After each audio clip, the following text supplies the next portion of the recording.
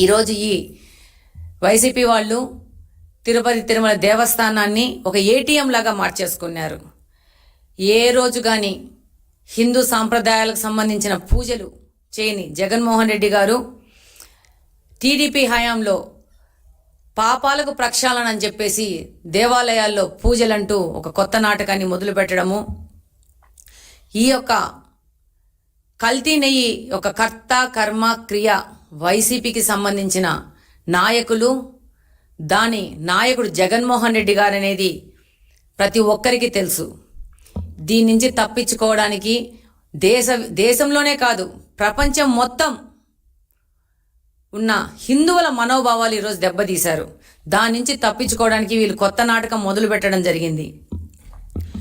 ఈరోజు స్వామివారి లడ్డూను ఈరోజు ఈ డేట్కు చూస్తే పాత పోయిన వాళ్ళకి, పాత లడ్డూగా ప్రసాదంగా తీసుకున్న వాళ్ళకి, ఈరోజు లడ్డు ప్రసాదంగా తీసుకున్న వాళ్ళకి ప్రత్యేకంగా ఎంత తేడా ఉందో అర్థమైపోతుంది. ప్రతి ఒక్కరు ఇదే మాట్లాడుకుంటున్నారు.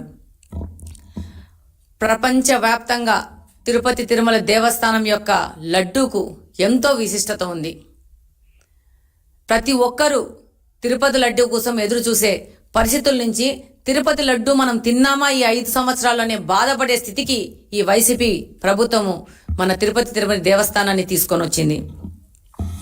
రివర్స్ టెండరింగ్ అనే ప్రక్రియ అధికారంలో రాగానే మొదలుపెట్టి, అది పోలవరం ప్రాజెక్టుతో మొదలుపెట్టి రివర్స్ టెండరింగ్ అని చెప్పేసి కమిషన్లు కకృతిపడి దాన్ని ఆ రివర్స్ టెండరింగ్ని టీడీటీకి కూడా, తిరుపతి తిరుమల దేవస్థానానికి కూడా అంటించి ఆ రివర్స్ టెండరింగ్లోనే కమిషన్ల కకృతిపడి ఈ విధంగా కల్తీలు చేయడం అనేది చాలా బాధాకరమైన విషయము. ప్రతి ఒక్క హిందువు, ప్రతి ఒక్క భక్తుడు, తిరుపతి తిరుమల దేవస్థానికైనా ప్రతి ఒక్క భక్తుడి మనోభావాలను దెబ్బతీశారు. ఈరోజు ఆ పార్టీలోని పెద్ద మనుషులు, పెద్ద పెద్ద హోదాలో ఉన్నవాళ్ళు, స్పీకర్ హోదాలో ఉన్నవాళ్ళు ఆ రోజు వాళ్ళకి ప్రభుత్వ యొక్క న్యాయపరమైన సలహాలు ఇచ్చేవాళ్ళు మాట్లాడుతున్నారంటే ప్రతి ఒక్కరు ఆలోచించాలా.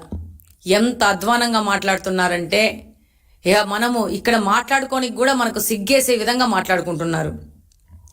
వీళ్ళే కల్తీ చేశారు, మళ్ళీ వీళ్ళే వెళ్ళి గాంధీ బొమ్మ చుట్టూ, విగ్రహం చుట్టూ నల్ల చొక్కాలు వేసుకొని తిరగడం అనేది అసలు ఏమి మాట్లాడాలో అర్థం కావట్లేదు.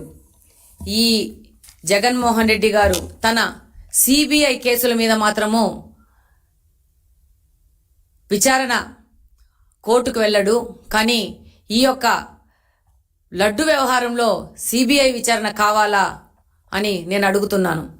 అలాగనే టీటీడీ అంటే పవిత్రతకు పేరు. అలాంటి పవిత్ర సంస్థ పాలక మండలిలో సభ్యులుగా ఎలాంటి వాళ్ళని నియమించారు వీళ్ళ హయాంలో? లిక్కర్ స్కామ్లో నిందితులైన వ్యక్తులని, హత్య కేసులో నిందితులైన వ్యక్తుల్ని ఇక్కడ పాలక మండలిలో సభ్యులుగా నియమించిన వ్యక్తులు ఎవరంటే ఈ జగన్మోహన్ రెడ్డి గారు. ఇలాంటి వ్యక్తులు పాలక మండలిలో చేరితే ఇలాంటి పనులు చేయకుండా ఎలాంటి పనులు చేస్తారు? ఎటువంటి విచారణకైనా సిద్ధం అని చెప్తూ రెండో వైపు ఏ విధమైన విచారణ జరగకూడదని కోర్టుకు వెళ్తున్నారు జగన్మోహన్ రెడ్డి అండ్ గ్యాంగ్. ఒకవైపు విజిలెన్స్ విచారణ జరుగుతుంటే మరోవైపు వీళ్ళు కోర్టు ఎక్కుతున్నారు. అలాగనే సిట్ విచారణ ఆదేశిస్తే దాని మించి కూడా విమర్శలు చేస్తూ ఉన్నారు. ఒక్కసారి ప్రజలందరూ ఆలోచించుకోవాలి. ఇలాంటి వ్యక్తులను గత 5 సంవత్సరాలు మనము అధికారంలో నిలబెట్టిందనేది ప్రజలు ఆలోచించుకుంటున్నారు. ఈరోజు హిందూ దేవాలయాల యొక్క పవిత్రతను మొత్తం నాశనం చేసిన వ్యక్తి, నాశనం చేసిన పార్టీ ఏదంటే వైసీపీ పార్టీ అని ముక్త కంఠంతో ప్రజలందరూ మాట్లాడుకుంటున్నారు.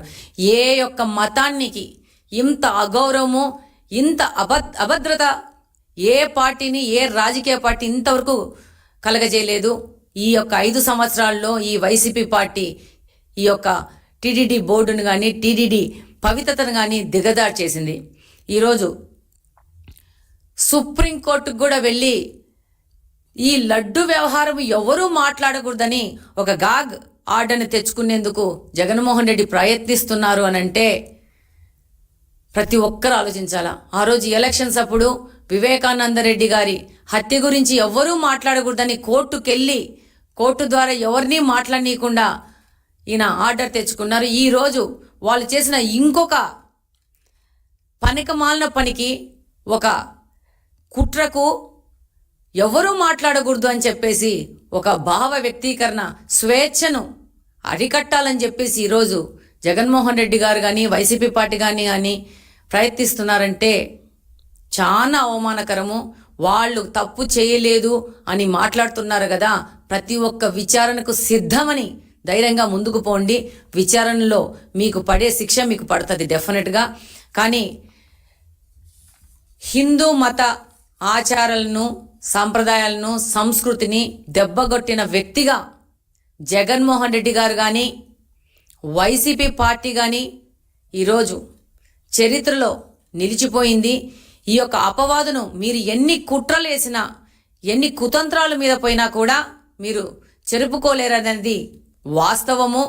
ఇంతటికి ఈ యొక్క మీ నాటకాలు, డ్రామాలు ఆపేసి విచారణకి సహకరించండి.